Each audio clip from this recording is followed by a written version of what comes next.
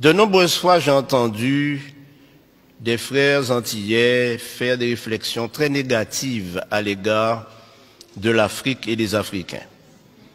Mon problème est que c'est le résultat d'une coalition internationale dans le cadre du conflit cosmique où les médias du monde entier se sont ligués contre ceux qui ne sont pas décolorés.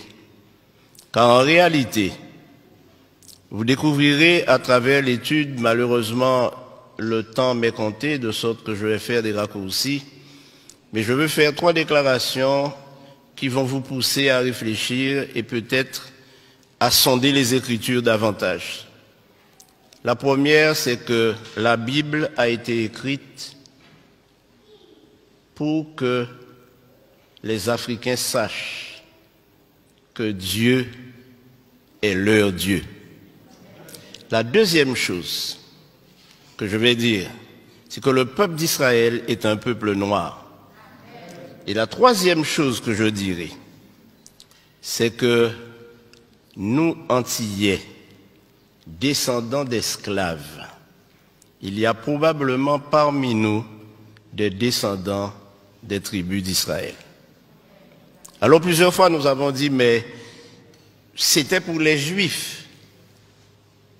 Nous ne sommes pas Juifs. Nous ne sommes pas Israélites. Je fais la différence entre Israélites et Israéliens. Et qui sommes-nous? Et volontiers, nous nous décrivons comme des païens ou des païens convertis. Mais attention.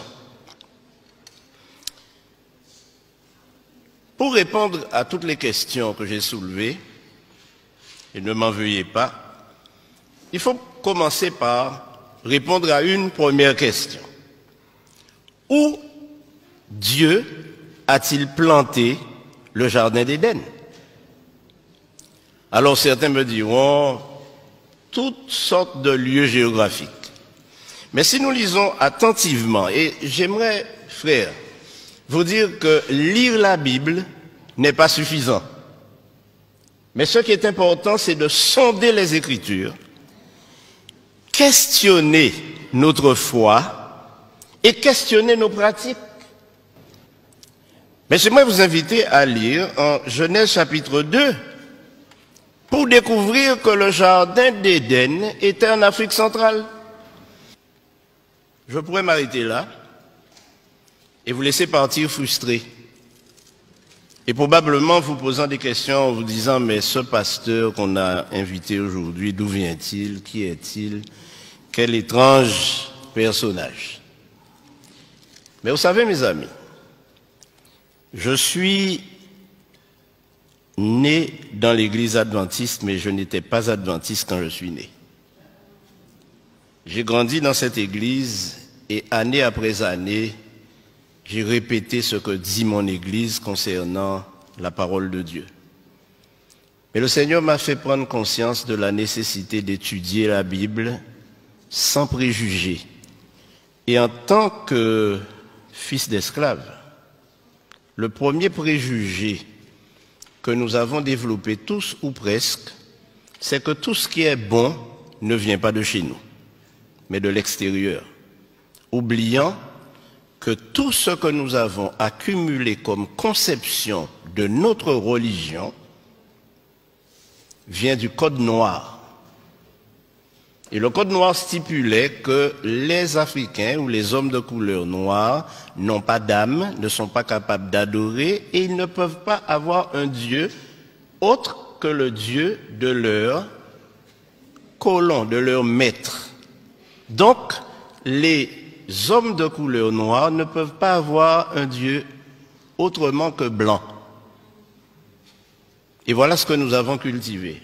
Et jusqu'à présent, nos enfants, nous leur montrons un Christ blanc, nous leur montrons des anges blancs, et quand nous parlons de Dieu, nous pensons même déjà, nous l'avons déjà coloré en blanc. Mais mes amis, la Bible m'enseigne autre chose. Tout à fait autre chose. Et quand je lis la répartition des nations sur terre, je me rends compte que nous sommes tous cousins et cousines. Car nous sommes tous mon cher Max, des descendants de Noé. Tous descendants de Noé, à travers ses fils. Or, le seul fils de Noé qui était un albinos, donc blanc, c'était Japheth. Mais Sem et Cam, ou Ham, puisque Cam c'est francisé, étaient noirs. Les Sémites sont des noirs. Les descendants de Sem sont des noirs. Et les descendants de Cam sont des noirs. Et c'est la Bible qui le prouve. Dans la généalogie de Jésus, il y a plusieurs Cananéens. Plusieurs femmes cananéennes ont enfanté avec des Sémites ou des Couchites. Vous savez, quand nous lisons la Bible, frères et sœurs, nous ne la sondons pas. Lorsque nous arrivons sur les généalogies, sur le livre des Chroniques, nous passons au chapitre suivant, ou au livre suivant. Mais lorsque nous lisons les généalogies et les chroniques, alors la Bible nous parle différemment et résonne dans notre esprit maintenant qu'il s'agit de nous-mêmes. Frères et sœurs, notre religion n'aura aucun sens si nous nous mettons à imaginer notre religion à travers la religion des autres. Dieu ne nous a pas été prêté par les Blancs, puisque Dieu est le Dieu des Noirs. Nous ne pouvons pas prétendre suivre une religion que nous avons reçue de ceux qui nous ont évangélisés. D'ailleurs, ceux qui nous ont évangélisés, ils ont commencé par nous tuer lorsque nous n'acceptions pas leur religion. Et j'aimerais vous dire que lorsque les esclaves ont été déportés de l'Afrique aux Antilles, en Amérique et dans les colonies, ils avaient une spiritualité. Ils adoraient Dieu. Ils le connaissaient. Et ce que le Code noir a fait, c'est de leur enlever ce Dieu qu'ils adoraient déjà pour le remplacer par un Dieu inconnu. Je crois que nous devons revenir à la parole de Dieu. Alors, mes amis, Abraham était un noir qui vivait dans un pays noir avec une femme noire, Sarah. Mais la question est, mais quelle est la couleur de Jésus? Qui ne s'est pas posé cette question? Une autre question pourrait être, mais quelle est la couleur de Dieu lui-même? Bon, je vous dirai, la couleur de Dieu, pour mettre tout le monde d'accord, c'est arc-en-ciel. Parce que la Bible nous dit que personne ne l'a jamais vu, mais lorsqu'on regarde son trône, le trône est entouré d'un arc-en-ciel.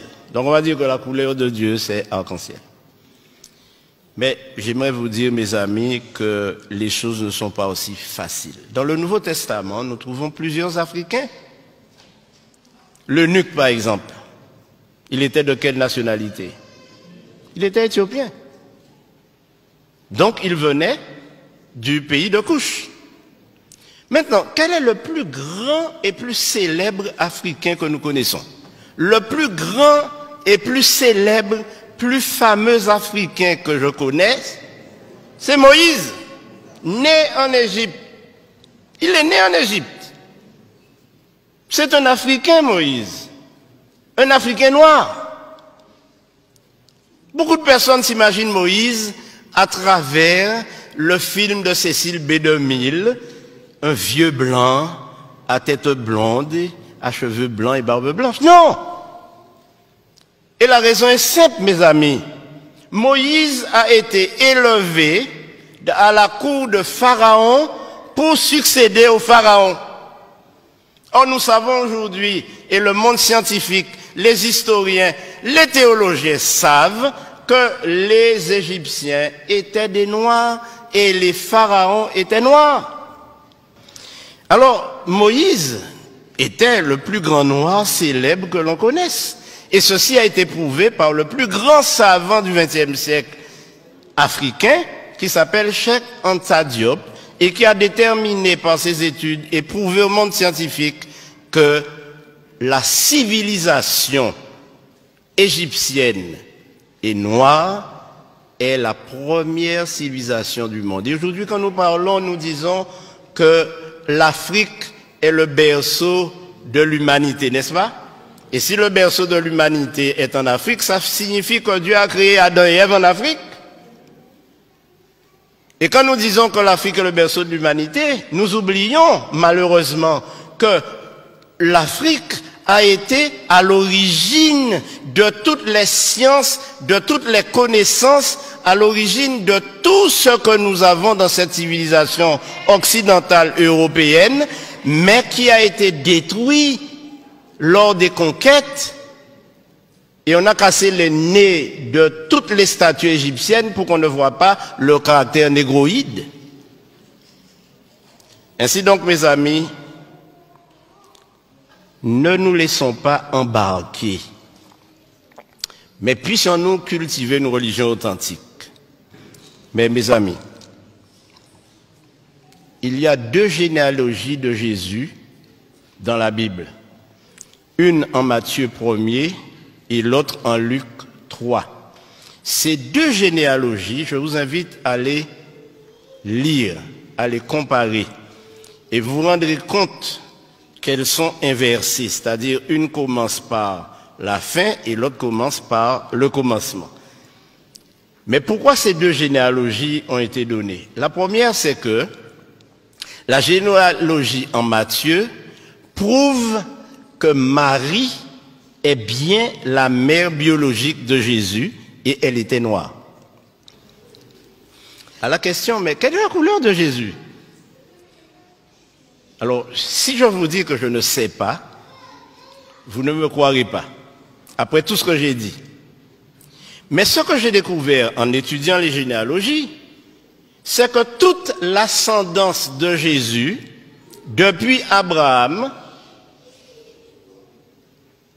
est de lignée noire, sémite et cushite.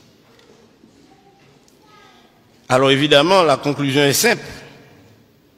Ne me faites pas dire que Jésus était noir, mais si vous me le faites dire, je le dirai. Alors, en Jean 8, 32, le Seigneur Jésus-Christ lui-même nous dit, connaissez ce texte? Vous connaîtrez la vérité et la vérité vous affranchira.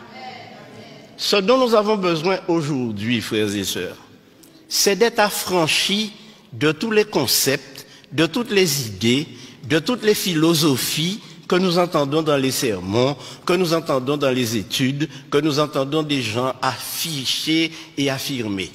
La Bible nous dit que le peuple noir n'est pas maudit, que le peuple noir fait l'objet de l'attention de Dieu, parce que Dieu s'est adressé à des noirs.